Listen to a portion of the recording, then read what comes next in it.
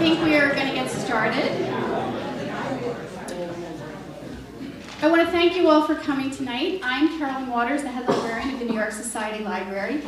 And I just want to say this is the first that we have done a joint event with the London Library. I hope it is not our last. It's been really great getting to know all the folks at the London Library and to get to know Giles too, who I met recently in London. And we're thrilled to have all of you here tonight. I think this is probably only the first time we can probably say this when comparing two institutions, a US institution and a UK institution, that the London Library is actually a young whippersnapper compared to the New York Society Library. We are 87 years older than the London Library, founded in 1754. So we actually have a charter that was signed by King George III, and I think one of your members recently tweeted out that King George knew a good investment when he saw one. So, but we are really thrilled to have everybody here tonight, and I would now just like to turn the mic over to Philip Spetty, who's the Director of Development at the London Library.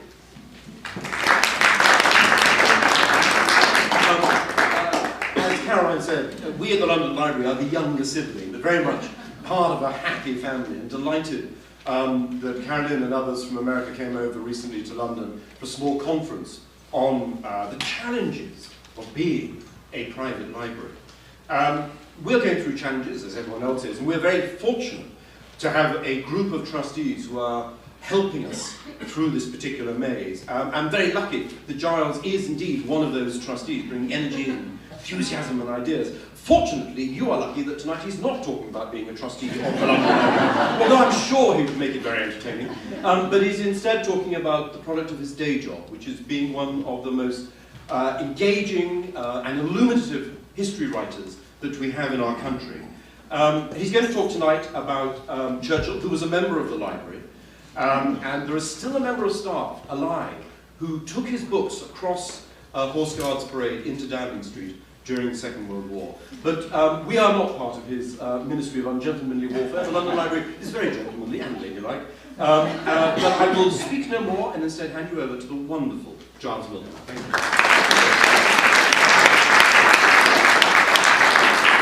Thank you very much indeed. Thank you, Philip.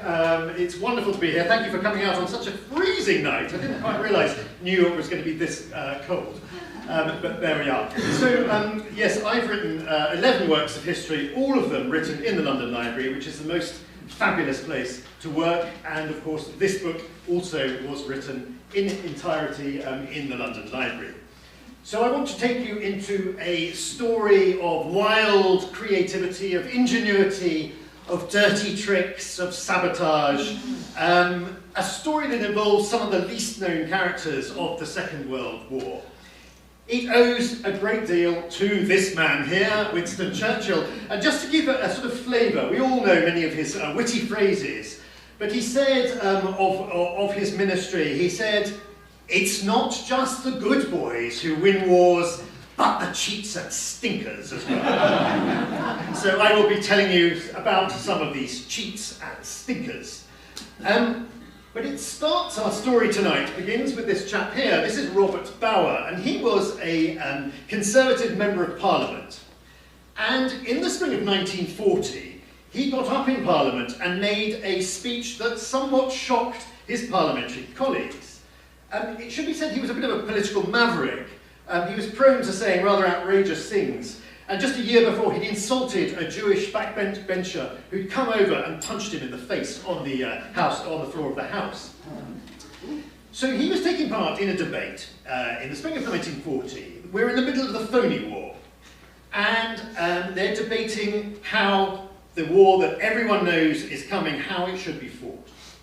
And Member of Parliament after Member of Parliament stand up and express the feeling that there are rules to the Book of War, and there are ways you should fight. You know, it's a bit like a game of cricket, really, or like boxing. It's governed by the Queensberry rules. You know, you don't punch a man who's down. Bower stood up to make his speech, and he said, "This is ridiculous. When you are fighting for your life against a ruthless opponent," he says, "you cannot be governed by the Queensberry rules, We must have a government which will be ruthless, relentless and remorseless. In short, he said, we want a few more cads in this government. Now what Robert Bauer didn't know, and what none of his fellow MPs knew, and what no one in the country at large knew, is that an organisation had already been established, and it was planning how to fight a war that was most certainly not governed by gentlemanly behaviour. This organisation was known as MIR, Military Intelligence Research, and its work was really so controversial, so shocking, and so potentially illegal that no one in the country was to know anything about it. It began, rather surprisingly, with this young lady here. She is called Joan Bright, and in the spring of 1939, we're rewinding a little bit here, she was a jaunty 29-year-old, and she was looking for work in London. She was very well connected, spoke a number of languages, and she'd actually been offered a job as governess to the children of Rudolf Hess in Germany. She didn't really want to do that, but she did want a job, and she told her friends she was looking for work in London. And one of them said something rather peculiar. He said that if she went to St James's Underground station at 11 o'clock on a certain day, wearing a pink carnation in her buttonhole, then there would be someone there to meet her and take her off for a job interview. Well, Joan did not quite know what to make of this. She thought perhaps it was all just a practical joke, but she went along there anyway with the carnation in her buttonhole, and sure enough, there was a lady waiting to meet her. And she took her off to this building here. This is now, and then in fact, St Ermin's Hotel. It's very near the Houses of Parliament, and it still looks exactly like that. It hasn't changed at all. As well as being a hotel, this was the headquarters of MIR, Military Intelligence Research.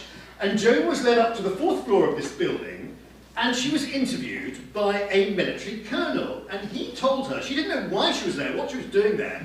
He told her that she was being interviewed for a job so secret that if she was ever captured by the Germans, she would be tortured. You will, he said, get needles in your toenails. Well, Joan thought she was coming for a secretarial interview. Somewhat startled by this, but when this colonel slid a piece of paper across the desk, she was so nervous she signed it and gave it back again, and only then did she realise she'd just signed the Official Secrets Act. She had no idea what her job would entail. She knew absolutely nothing about her boss, and she was due to start in a week's time when she would finally meet this boss, and it is this chap here. His name is Colin Gubbins. He is a tough Scottish Highlander from the west coast of Scotland. He left school at 16, he went straight into the military, and he then fought in the First World War. And he fought a very hideous, brutal, a nasty war on the Western Front in France and in Flanders. He saw many of his friends blown to pieces. He got deeply sick and was actually invalided out. And you would think that someone like Colin Gubbins would therefore not want to have anything more to do with war. Quite the contrary, Colin Gubbins was absolutely fascinated with the whole business of fighting, how you went about fighting a war. And what he particularly was interested in is how you might subvert the rules of war, tear up the rule book and do things differently. So far from leaving the military, he signed up for a tour of duty in Ireland, where he thought he might learn a few tricks. And he ended up doing battle against this chap here. This is, of course, Michael Collins, and here are some of his Sinn Féin revolutionaries.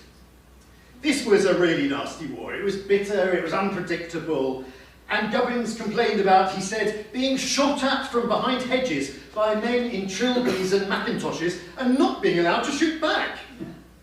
But he realised that irregular soldiers armed with makeshift weapons could actually wreak havoc on a regular army. And really, from this point on, he began to study all sorts of different means of fighting a war. And one who particularly inspired him, I think you will all recognise this chap here, Al Capone. The gangster, the great gangster of Chicago. Of course, his gangsters had attacked nightclubs, they'd caused mayhem and murder.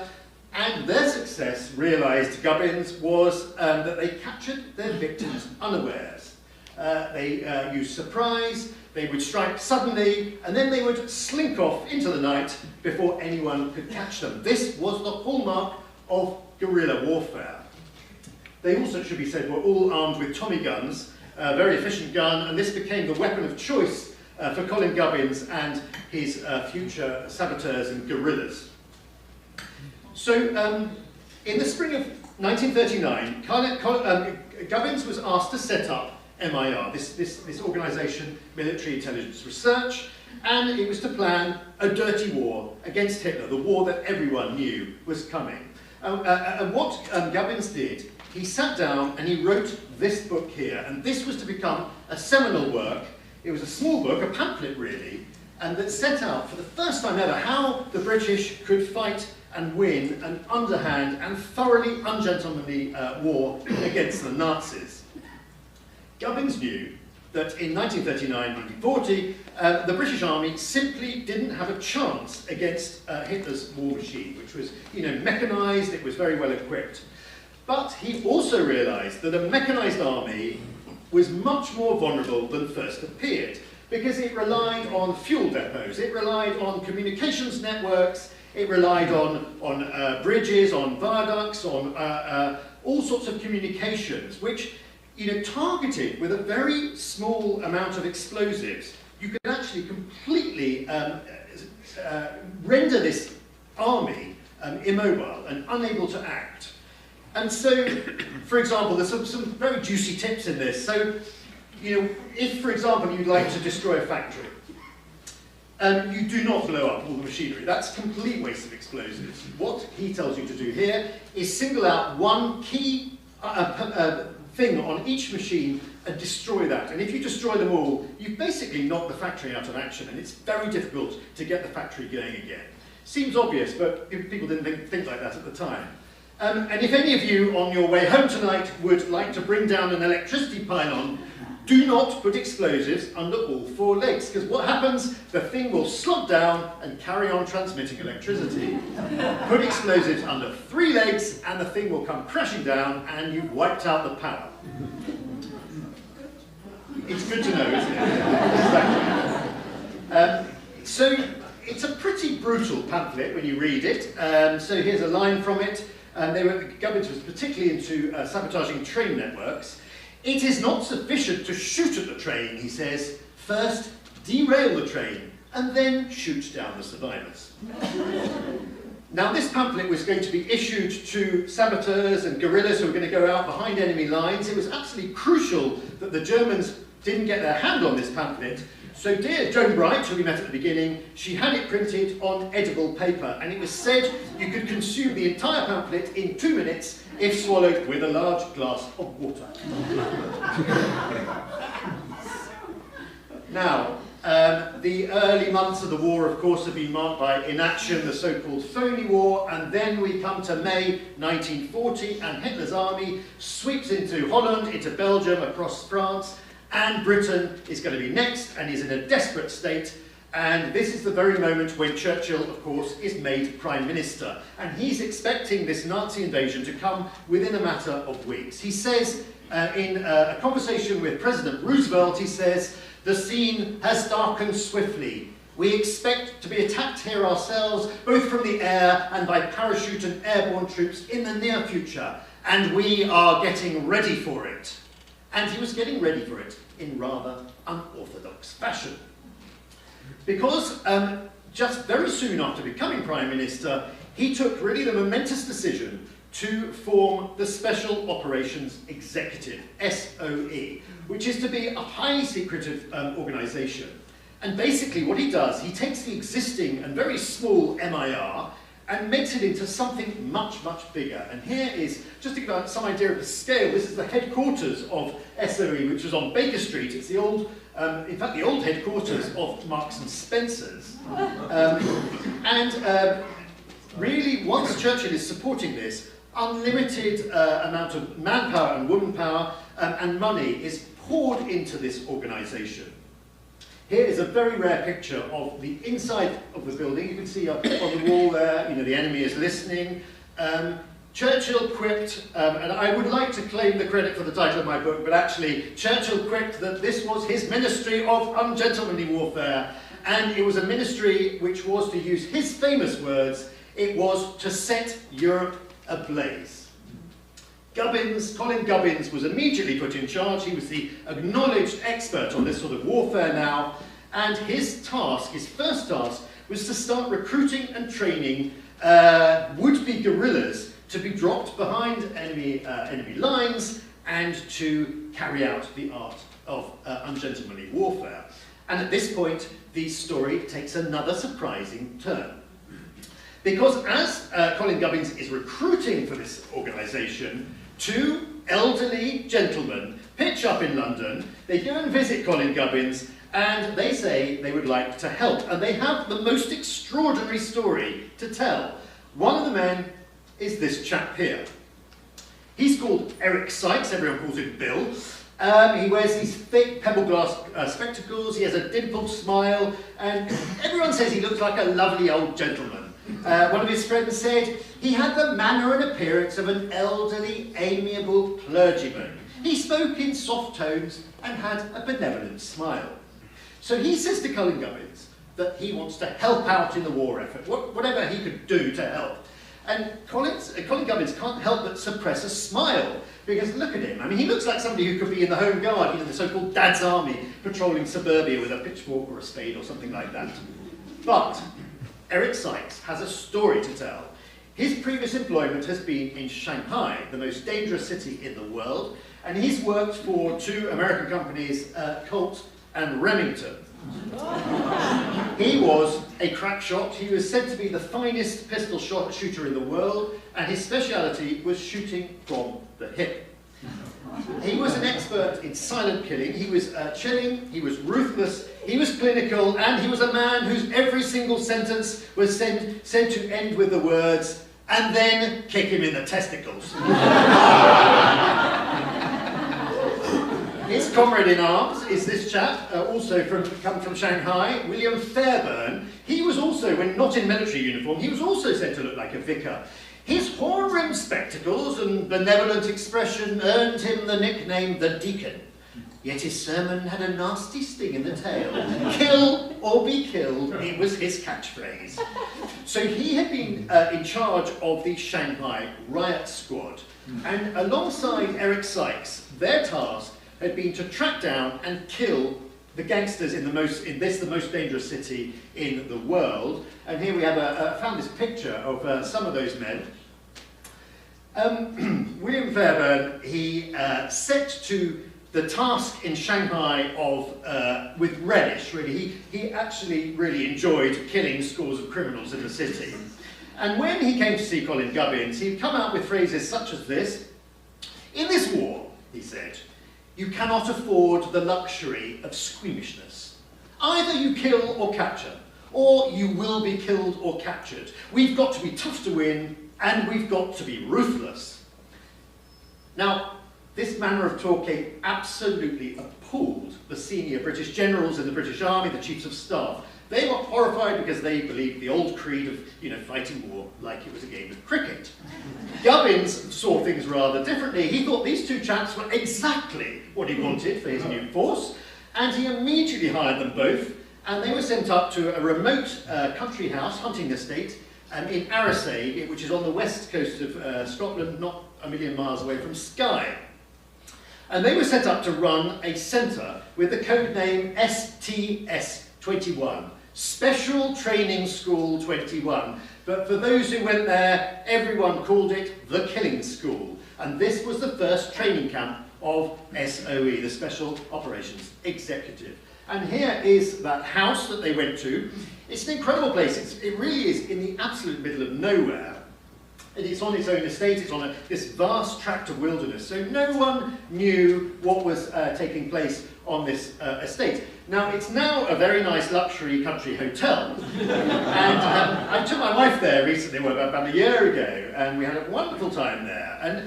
But I was rather surprised that dotted across the lawn were these brick cabins with a small front door and no windows, tiny little things. And I said to the owner, what are these for? And she said, this is where they used to lock, the would-be saboteurs were locked into these places for 2 days without food or water, in darkness. And then they were pulled out and they were put through a Gestapo interrogation to see how they got on. So psychological training was as important as learning how to kill. Here's a picture of someone, this is how you kill somebody by knifing them in the throat. They learned pistol shooting, they learned knife fighting, they learned survival, they learned how to strangle a sentry with piano wire. And as I say, psychological warfare was incredibly important. These were men being dropped behind enemy lines. It was dangerous. Now, on one occasion, Churchill came up to visit the killing school, and he brought with him Major General Sir Edward Spears, who was very much one of the old school of the British Army.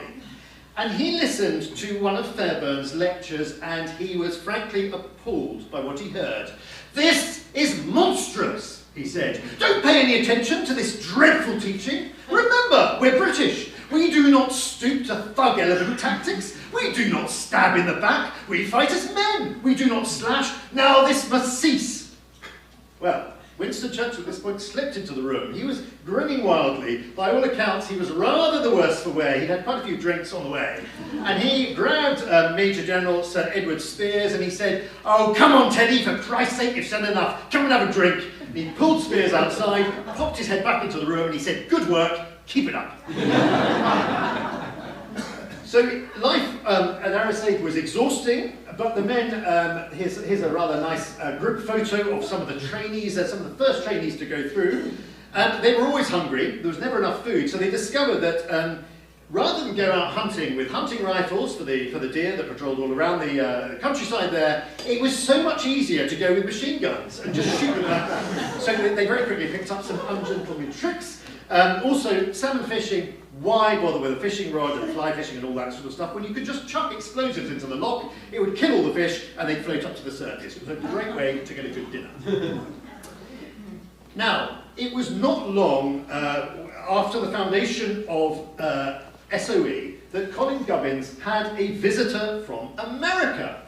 Colonel William Wild Bill Donovan, who, of course, I'm sure you will all know, had fought with great courage in the First World War, and he had been placed only recently in charge of the newly formed Office of Strategic Services, the OSS, which is, of course, a very similar organisation to the British SOE. He comes to Britain, he meets with Gubbins, on several occasions, in fact, and Gubbins takes him up to Arisaig to show him the killing school. And Wild Bill loves it. He thinks it's absolutely fantastic, and he wants a similar camp to be set up in North America, where they can train would-be American saboteurs and guerrillas.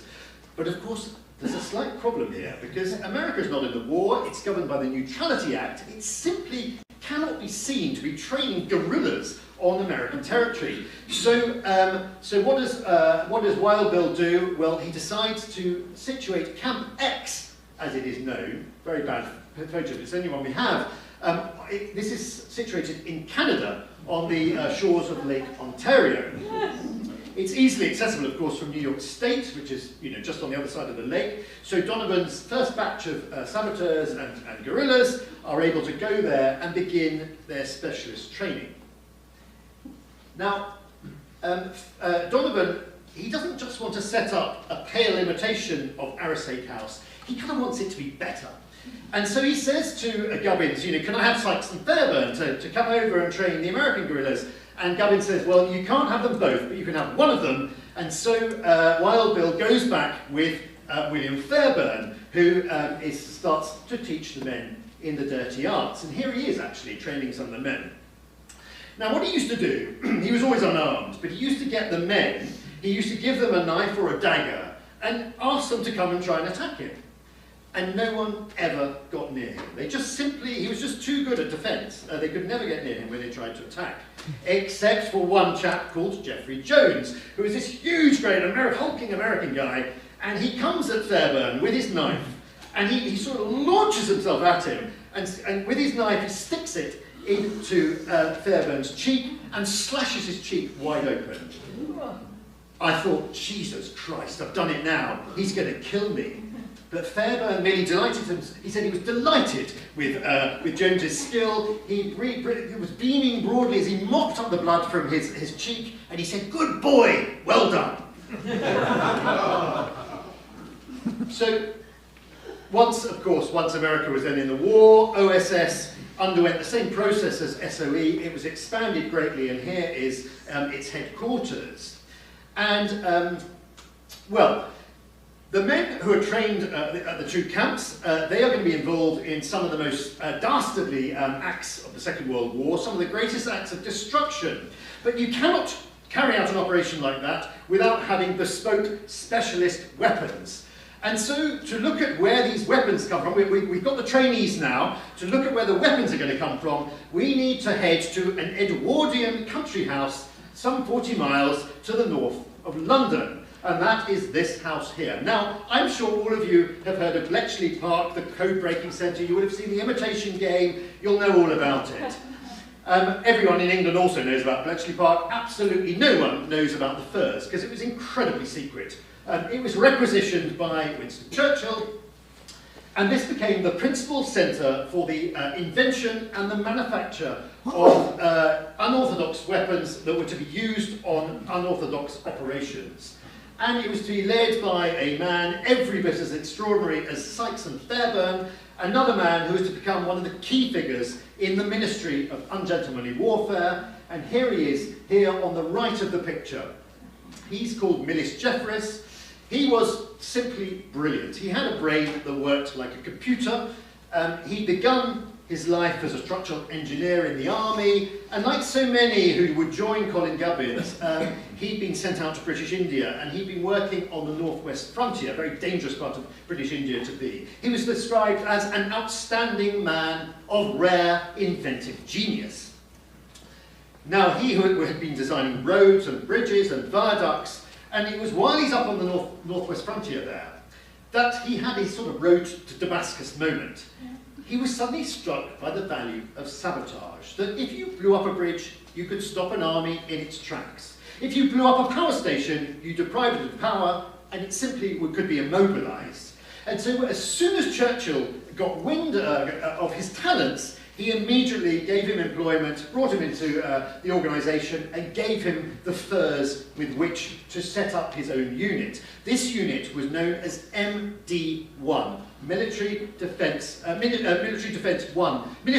1, sorry. And of course there was no Ministry of Defence at the time, but Churchill was Minister of Defence. So this enabled him to really, he was really creating his own private sabotage unit, financed by and supported by him, in which to carry out operations that no one would ever hear about. Here we have Churchill, in fact, a very rare picture with Churchill with Millis Jeffreys in the middle of the picture there, and Professor Lindemann, the prof, as Churchill called him, who was his scientific expert and advisor.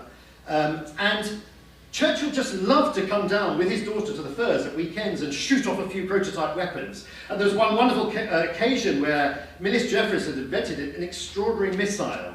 But it was a prototype, and Churchill said, "Oh, come, let's fire it anyway." And in doing so, he almost took off de Gaulle's head. He actually said, if only we'd aimed a bit more closely. Before long, Jeffreys had a team of brilliant individuals working for him. I just put this in because I love this picture of the sort of boffins, these sort of brilliant British eccentric geniuses who are brought in to design and build the nastiest bespoke weapons sort of ever invented. And many of them were in fact coached by the Americans, came over and worked on the Manhattan Project in the end. And here is a rather lovely picture. This is the team at the Firs, and you'll notice something very interesting about this picture, and that is the number of women. Both Gubbins and Millis Jeffreys believed that women should be an integral part of everything that was going on. And so people like Joan Bright, who we met at the beginning, the women at the Firs, they played an absolutely key role, as they did, of course, in Bletchley Park, in planning these dastardly operations. The work was hard. Jeffreys was a complete workaholic, worked 16 to 18 hours a day, but he had to because Churchill would give him near impossible orders. So when Millis Jeffreys invented this thing called the sticky bomb, This was an anti-tank weapon that would stick to a tank before exploding and thereby enhancing the force greatly. Churchill loved it, and he simply sent a memo to Minister Jeffreys. It just simply said, sticky bomb, make 1 million. Now, one of my favourite characters in the entire book was also ended up at the Firs, and it is this chap here, Cecil Clarke. He was a caravan engineer, or a trailer engineer from Bedfordshire, and he was forever dreaming up weird and wonderful machines, many of which incorporated this revolutionary prototype engineering that he'd invented, hydraulic suspension, all sorts of stuff. Here's one of his caravans, trailers here, crazy sort of machines. He'd fought in the First World War in an explosives battalion, and one of his neighbours said he never lost the love of making loud bangs.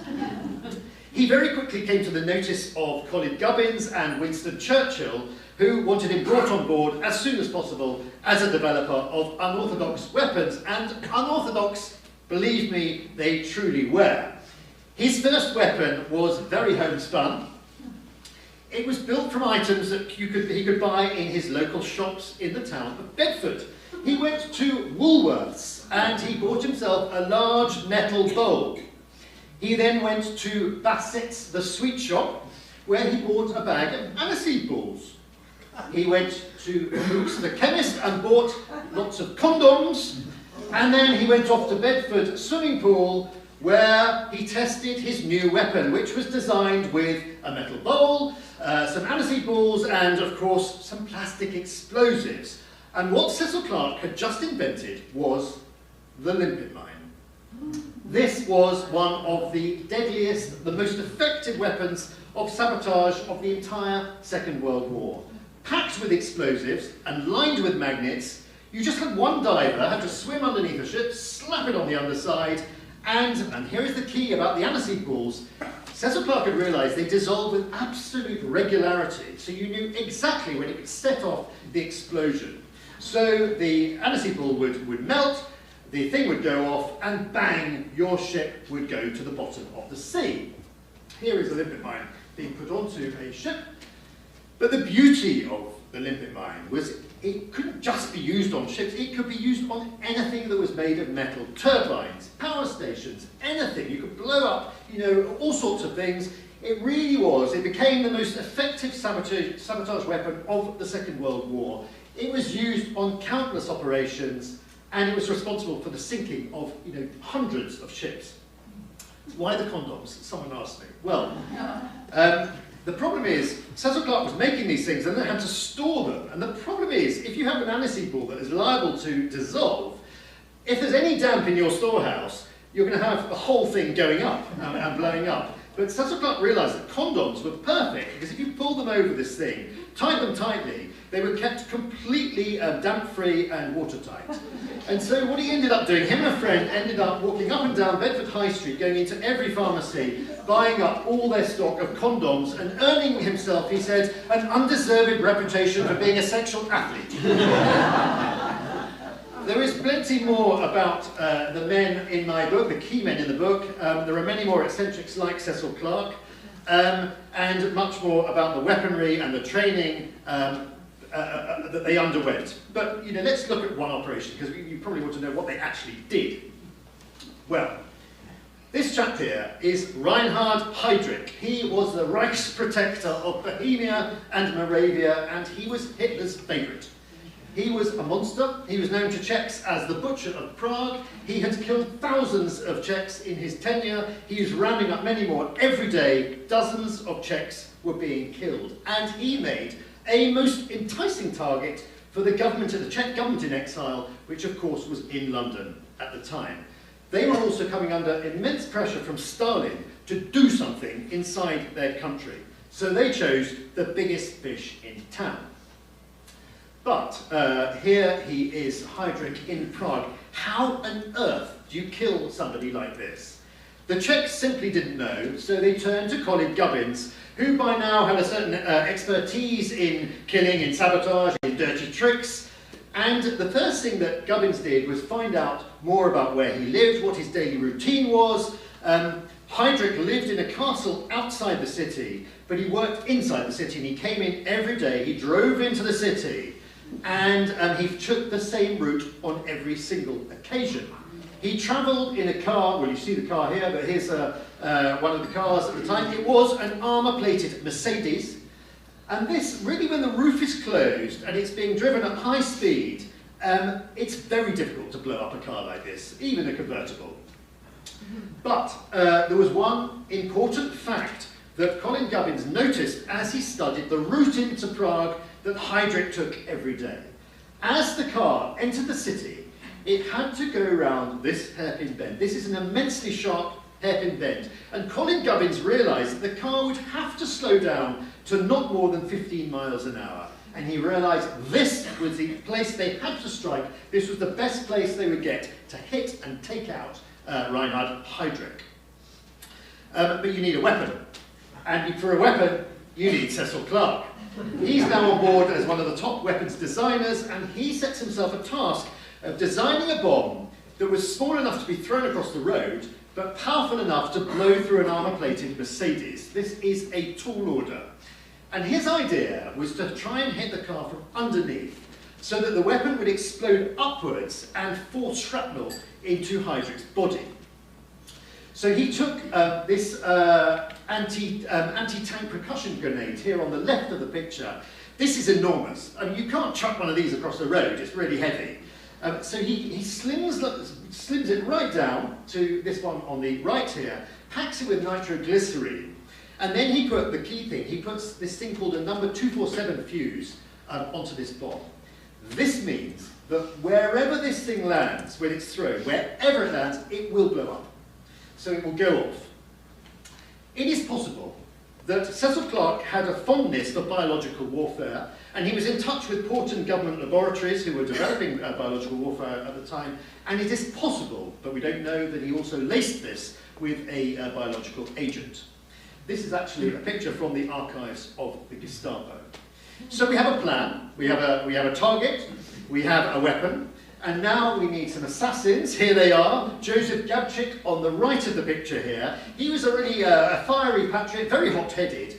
He was desperate to take part in this mission. The Czechs in Britain, they really wanted to do something. And here's Jan Hubis on the left. He's a sort of antidote. He's very shy, he's very calm, a tempered individual.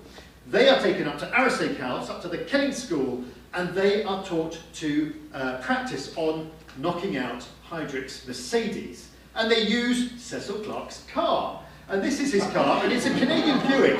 And believe it or not, Cecil Clarke has bought this from King Edward VIII, who sold it after he abdicated. Now, try as they might, these two Czechs simply could not hit the car with this weapon.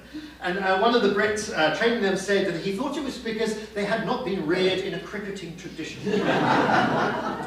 They eventually got the hang of it. I should actually say, I was filming a TV programme recently with a British actor called David Jason, and we were reenacting the assassination. And we had an old car, and we were going to blow it up, we thought it would look good on TV. But it was a controlled explosion. It was a very small explosion, or so it was meant to be. And when the actual explosion went off, the two doors of the car were flung 300 feet in either direction, and the car was left as a mangled wreck. And David Jason, professional actor as he is, for any of you who've watched The Italian Job, he looked straight at the camera and said, "You're only supposed to blow the bloody doors off." So, at the end of December 1941, our two assassins, they board a plane, and, well, they get up to all sorts of adventures, all sorts of things go wrong, as you can imagine on an operation like this, parachuting into, in the winter in Czechoslovakia. But eventually, on the 27th of May, they are to be found at that crossroads at the entrance to Prague. And as Heydrich comes into view, the car, as Gubbins had promised, it slows down to 15 miles an hour. And Kubis steps out of the shadows and he throws his bomb at the car and he misses. But as Cecil Clarke had intended, this bomb would go off wherever it landed, and it landed, as you can see here, just behind the back wheel. So actually, it wasn't a million miles off from what they were meant to do, and it exploded with unbelievable violence, and it flung shrapnel, metal, and horsehair from the seat deep into Heydrich's body. And, well, a few days later, Heydrich died, killed by blood poisoning from the contaminated shrapnel and possibly from the biological agent that might have been in the weapon. Hitler, of course, was livid. He ordered reprisals, and they were reprisals so terrible that many questioned, you know, was it really worth doing this operation? Innocent civilians were gunned down. The Czech government in exile argued that Heydrich was killing hundreds of people every day, innocent Czechs, and the man had to be eliminated. And I think they felt they just had to do something. One little postscript on this story is that sometime afterwards, President Roosevelt met with Churchill, and he asked if the British had been involved in any way in the assassination of Heydrich, and Churchill merely smiled at him and winked. He felt that there were some things that he couldn't even say to the American president. Let me just give you a few more operations that they carried out. So these are the U-boat pens on the Atlantic coast of France. From these U-boat pens, the U-boats were going out and, of course, attacking the Atlantic convoys with devastating effect. Now look at the scale of them, the size of them, the amount of concrete in them. You simply cannot destroy one of these from the air, however much, you know, explosive bombs you put on them. They will not be crippled, basically. So what does Gubbins do? Well, obviously, he's always thinking outside the box. Don't attack this. Attack the power station that supplies all the electricity for this. And so that is exactly what happens. Pessac power station nearby is infiltrated by some of his saboteurs, and they use Cecil Clarke's limpet mine to wipe out the power station and deprive this place of power for some weeks, so giving some breathing space for the convoys in the North Atlantic. Another attack, another great attack, was the attack on the dry dock of Saint-Nazaire. Now, Hitler's biggest battleship was called the Tirpitz, and it was a devastatingly powerful vessel. And the Allies reasoned, with good reason, that Hitler would only deploy this in the North Atlantic if he had access to the dry dock of Saint-Nazaire, the only dry dock big enough on the Atlantic coast to service the Tirpitz if it got damaged. If they couldn't use that, they'd have to come up the English Channel to German ports, and that would be obviously exposing the Tirpitz to great danger. The Allies, Gubbins, hatches a plan to attack the dry dock, and it was an amazing operation using this ship here. The Campbelltown was, it was to ram into the gates of the dry dock and then get stuck there. And the saboteurs would come out and they would attack the port, which they duly did. But the Germans couldn't quite understand, you know, what were the Allies doing ramming a ship into the dock, which was, the gates were clearly never going to give way with the force of the power of one ship. So about 2 hours after it had been stuck there, hundreds of Germans come on board, curious to see what was taking place. And of course, there was a nasty little surprise, because it was a time delay bomb, and it blew up, and it killed all the Germans on board. It blew out the dock gates, and it destroyed, completely destroyed the dry docks. And in fact, I don't think they were repaired until about 1948. So it was a nasty but successful operation. This one is the destruction of the Gorgopotamus viaduct. Now, in the early days of the war, when the war is being fought in the deserts of North Africa, all the weapons being used by the Afrika Korps, by the German army in North Africa, were coming from Germany, and they were coming by rail down through Europe, down to Piraeus harbour in Greece, and then they were shipped across the Mediterranean to the army fighting in North Africa. What does Gubbins decide to do? Take out the key viaduct across these wild, remote mountains in Greece and bring down the viaduct. Here's the band of men that did it, Brits and Greeks. They bring down the viaduct. Fantastic operation. And there were 50 trains a day going across this viaduct. So at a most critical period for the battle in North Africa, Rommel was deprived of 2,000 trainloads of supplies before they managed to get it up and running again. Another one, Norsk Hydro. This is a famous operation. This was the plant that was producing heavy water. If Hitler wanted to produce an atomic bomb, he needed heavy water, and this was the only place in Europe that manufactured heavy water. The RAF had tried to attack it from the air, they'd failed miserably, the commanders had gone in, they'd all been captured and killed, and then it is given over to Colin Gubbins, who decides that an operation like this has to be carried out by Norwegians. They're the only people that can possibly carry out an operation undercover in Norway, and it is run by this chap here, Joachim Ronneberg, who incidentally only died a few months ago. Look how young he is. They were sent in, parachuted in. They had to scale this an unbelievable cliff. They had to break into the factory. They had to attach Cecil Clarke's explosives to the key parts of machinery.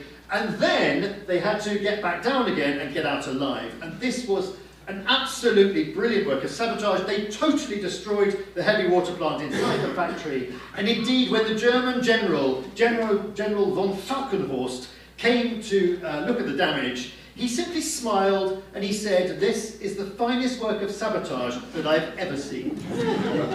They got back to England. Of course, the hallmark of a good sabotage operation is not only do you blow the thing up, but you get back home alive. And they all got home alive. Amazing operation, as was this one here.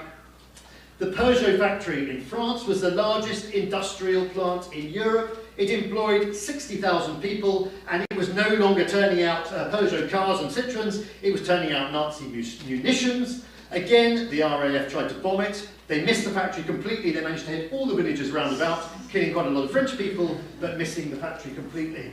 Harry Ray says he can get in there with some explosives, and he does just that. He breaks into the factory with a few factory workers, and he plants explosives on all the key machinery and blows the place up, puts it out of action.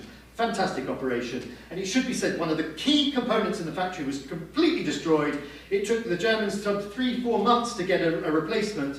While it was sitting in the yard waiting to be installed, Harry Ray came in again and blew that one up. A final operation to take you through. This is a great one, and this is where Wild Bill Donovan re-enters the picture, because in the weeks before D-Day, him and Gubbins have hatched a plan to use joint teams of American and British saboteurs and guerrillas, and their job is really to stop the German army being able to bring up reinforcements into the Allied beachhead that they hope they're going to carve out on the coastline of Normandy at the time of D-Day. They were to blow up railways, they were to blow up bridges, they were to kill senior Nazis, all the usual sort of stuff. And one of the key individuals was this young chap here, Tommy McPherson. His unenviable task was to prevent the mighty 2nd SS Panzer Division, Das Reich, from getting to Normandy. It was based in central France. It had 200 heavy tanks, it had 15,000 men, and most of them had served on the Eastern Front. These were serious professional soldiers. Well, here we are again, Das Reich en route. So what does Tommy McPherson do?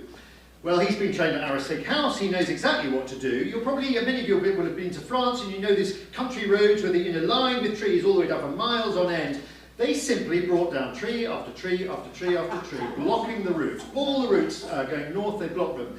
And when they brought down the trees, they then booby-trapped them, so when the Germans tried to push them out of the way with bulldozers, they blew up. And when they tired of that, they'd have other ones where they bring down trees, and then they'd have saboteurs, the Mackie would come out and shoot them down, and then slink away again, just like Al Capone had done in Chicago. The Das Reich SS Panzer Division should have taken about 24 to 36 hours to reach Normandy. It could have been presented a serious challenge to the Allied landings. But thanks to Tommy McPherson and his men, it took fully 17 days before they actually arrived in Normandy. So lastly, what did it all achieve? Well, over to General Eisenhower, and he's only talking about D-Day here. He said that the saboteurs had succeeded in imposing more or less serious delays on all divisions moved to Normandy, German divisions. This prevented Hitler from striking back in the crucial opening hours of Operation Overlord. And he singled out Tommy McPherson and his comrades for particular praise. He said, the most outstanding example was the delay to the 2nd SS Panzer Division. This and other guerrilla actions, said Eisenhower, played a very considerable part in our complete and final victory. The war comes to an end, and sadly in Britain, the government changes, Churchill's no longer in power, and SOE is disbanded. There's no money to keep it going, and very little enthusiasm with the new government that's come in. Churchill wants to, but no. But you Americans had a rather more enlightened approach. The OSS was expanded, it was enhanced, it was enlarged, and it became, of course, the CIA. And what I like to think is very few people in my country, and I suspect very few people in yours, know that the CIA has a very unusual pedigree, that the story of guerrilla warfare, of sabotage, of dirty tricks and special operations all began in the spring of 1939 with that sprightly young lady, Joan Bright, going for her job interview at St. Ermin's Hotel in London. And that was the beginning of Winston Churchill's Ministry of Ungentlemanly Warfare.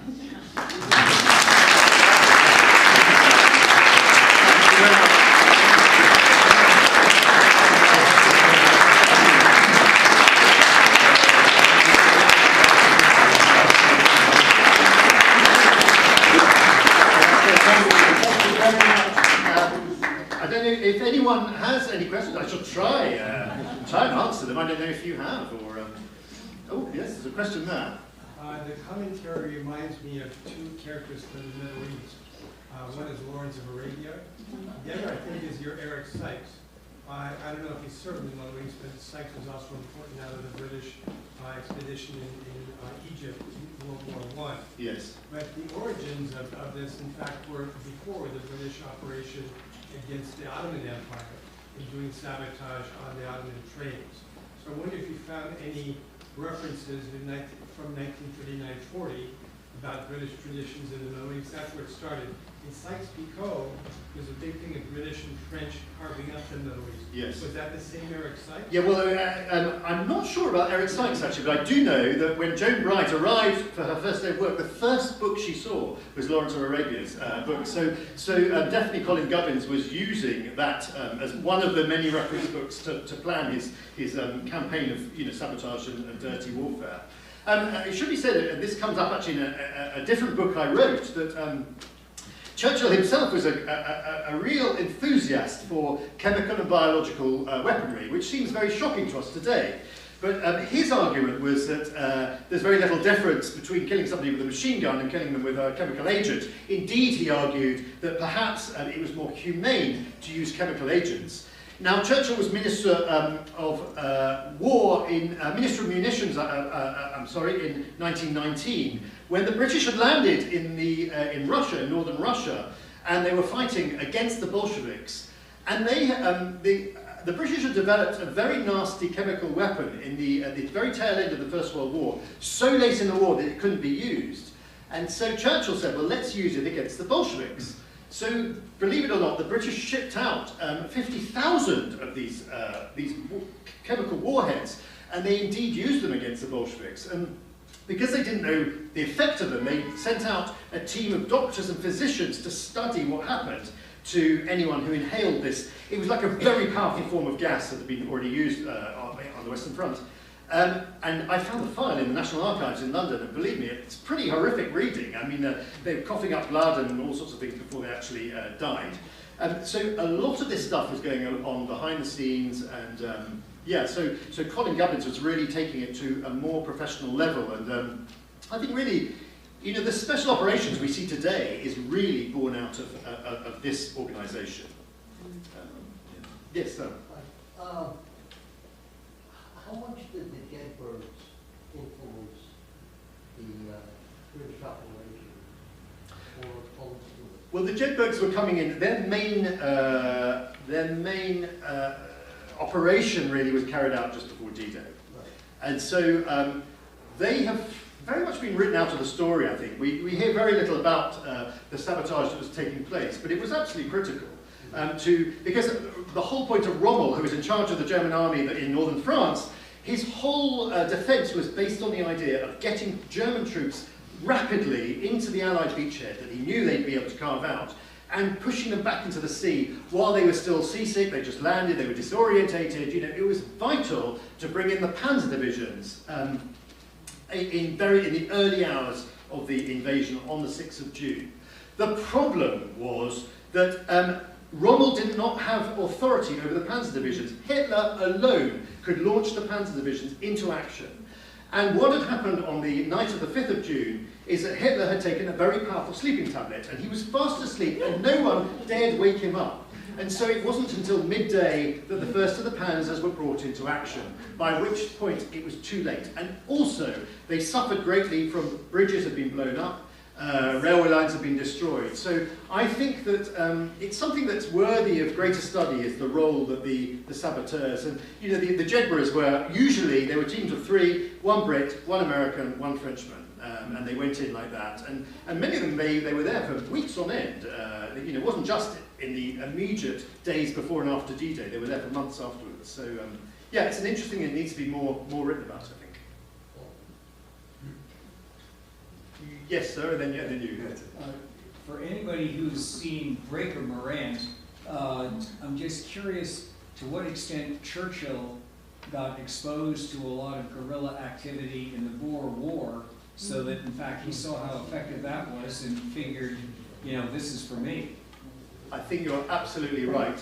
Certainly that was a very nasty war, and I think he certainly brought his experiences of that to, you know, he loved talking with Gubbins. They met regularly, and with the Professor Lindemann, to discuss these things. Actually, I've just been, from the book I'm researching at the moment, I was just reading about Churchill going to make his Fulton Iron Curtain speech and travelling on the train with Truman, and he was regaling Truman with tales of what he got up to in the Boer War. So it made an impact. How much I don't know, but I'm sure it did. Yes.